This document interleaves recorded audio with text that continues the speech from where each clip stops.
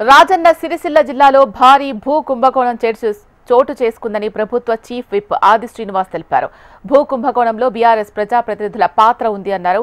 భూ కుంభకోణాన్ని వెలికి తీసేందుకు ప్రయత్నించిన సిరిసిల్ల కలెక్టర్ను బీఆర్ఎస్ నాయకులు టార్గెట్ చేసి మాట్లాడుతున్నారని ఆది శ్రీనివాస్ తప్పుపట్టారు. భూ కుంభకోణంపై బీఆర్ఎస్ వర్కింగ్ ప్రెసిడెంట్ ఎందుకు మాట్లాడలేదని ప్రశ్నిస్తున్న ఆది శ్రీనివాస్తో మా ప్రతినిధి Gopalakrishna face to face. Sircilla రాజకీయ వ్యవహారాలు గత కొన్ని రోజులుగా ఆసక్తి లేపుతున్నాయి. జిల్లా కలెక్టర్ పైన బీఆర్ఎస్ నేరుగా ఆరోపణలు చేస్తోంది.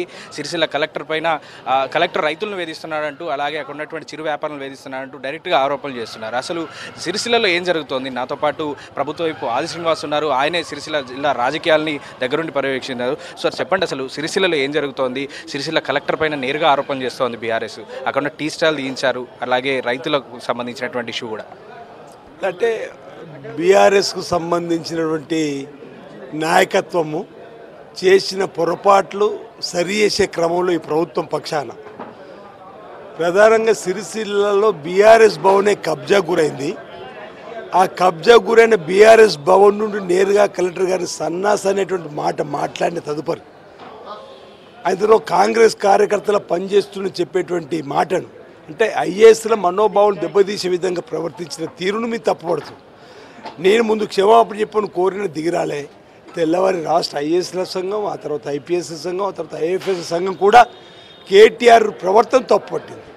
ఈరోజు ఇక్కడ కలెక్టర్ గారు రాష్ట్ర ప్రభుత్వానికి సంబంధించిన ప్రభుత్వ ఆస్తులను కాపాడే ప్రయత్నం చేస్తున్న క్రమంలో ఆయన పరిపాలనలో సుమారు 2000 ఎకరాలు, కొన్ని వందల ఎకరాలు అయితే ప్రైమ్ టైం లొకేషన్ ఉన్నటువంటివి కూడా వాళ్ళు స్వాధీనపరుచుకున్నటువంటివి ప్రభుత్వ ఖాతాలో కనిపించకుండా ప్రైవేట్ వ్యక్తుల ఖాతాలో కనిపిస్తున్న తరుణంలో వారికి ప్రొసీడింగ్స్ లేకుండా రైతు బంధు పడుతుంది. ఇలాంటి ప్రజాధనం దుర్వినియోగం కాకుండా ఉండాలని చెప్పి వారు చేసేటువంటి ప్రయత్నాన్ని వీరు జీర్ణించుకోలేక కలెక్టర్ గారు ప్రభుత్వ అధికారిగా ప్రభుత్వం చెప్పిన నిబంధనలకు అనుగుణంగా పనిచేస్తున్నారు. అక్కడ దాన్ని అడ్డు పెట్టుకుని ఆయన బదనం చేసే కార్యక్రమం చేస్తూ ఆయన వ్యక్తిగత జీవితంలో కూడా తొంగి చూస్తున్నారు. ఇది తప్పని చెప్పండి. మేము ఇదివరకు వాళ్ళు బీఆర్ఎస్ టెలిఫోన్ ట్యాపింగ్లో కూడా అనేక మంది వ్యక్తిగత జీవితాలు తొంగి చూసింది. సినిమా తారలు, జడ్జీలు, మా రాజకీయ నాయకులు, మా రేవంత్ రెడ్డి గారు చెప్పుకోవడం అనేకం. కానీ రోజుకు 400 రూపాయలు వ్యాపారం చేసుకునే ఒక ఛాయ్ అమ్ముకునే వ్యక్తి దుకాణాన్ని తీసివేయడం ఎంతవరకు అంటే నిజంగా కూడా హ్యుమానిటీకి ప్రకారం కూడా అది ఇబ్బందిగా అనిపించట్లేదా? ఏం జరిగింది అసలు ఆ విషయంలో? అది మీరు నిన్నటి రోజు జరుగుతూ ఉన్నారు. మొన్నటి రోజు నేను దానికి ఒక వివరణ కూడా ఇచ్చాను. ఆల్రెడీ ప్రెస్ మీట్ పెట్టినప్పుడు ఒక పాత్రిక మిత్రుడు అడిగింది. ఎన్నికల కోడ్ జరుగుతూ ఉంది.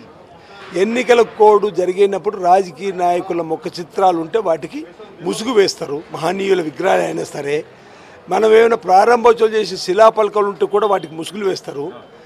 ఇది ఏదైతే కేటీఆర్ ముఖ చిత్రంతో 3 ఫోటోలతో అక్కడ ఏదైతే ప్రభుత్వ స్థలానికి సంబంధించిన ప్రాంతంలో ఉంది కాబట్టి ఎన్నికల కోడ్ అధికారులుగా ఉన్నటువంటి వాళ్ళు దాన్ని సీజ్ చేసే ప్రయత్నం చేసిందని చెప్పి మేము వివరణ ఇచ్చినాం.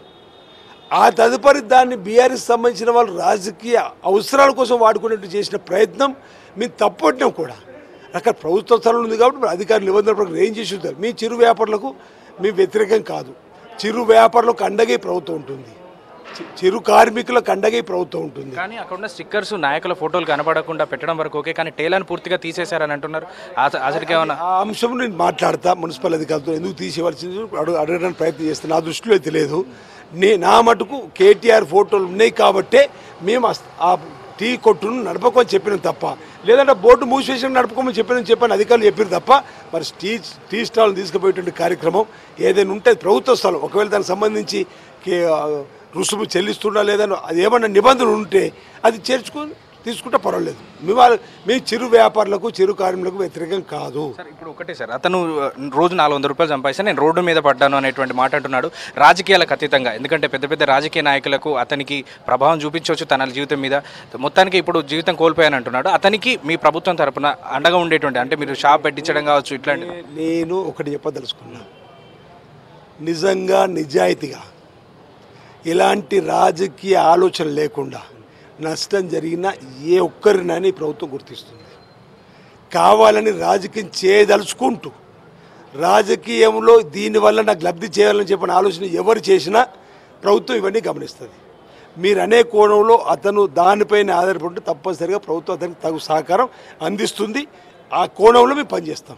సిరిసిల్ల జిల్లాలో జరుగుతున్నటువంటి అధికారులపైన రాజకీయంగా జరుగుతున్నటువంటి అన్ని కూడా బీఆర్ఎస్ కక్షపూరితంగా చేస్తుందంటూ ఆది శ్రీనివాస్ చెప్తున్నారు. మరోవైపు ఎట్టి పరిస్థితుల్లో బీఆర్ఎస్ హయాంలో జరిగినటువంటి భూ ఆక్రమణలు కావచ్చు, 2000 ఎకరాలకు పైగా జరిగిన ప్రభుత్వ భూమి ఆక్రమణ కావచ్చు, అవి దీనిపైన ఖచ్చితంగా దర్యాప్తు చేస్తామంటున్నారు. మరో కీలకమైన వ్యాఖ్య, బీఆర్ఎస్ పార్టీ కార్యాలయం కూడా ఆక్రమణ చేసే కట్టారు, దానిపై ఖచ్చితంగా చర్యలు తీసుకుంటామని ఆయన చెప్తున్నారు. కెమెరామెన్ రవితో గోపాలకృష్ణ, HM TV, కరీంనగర్.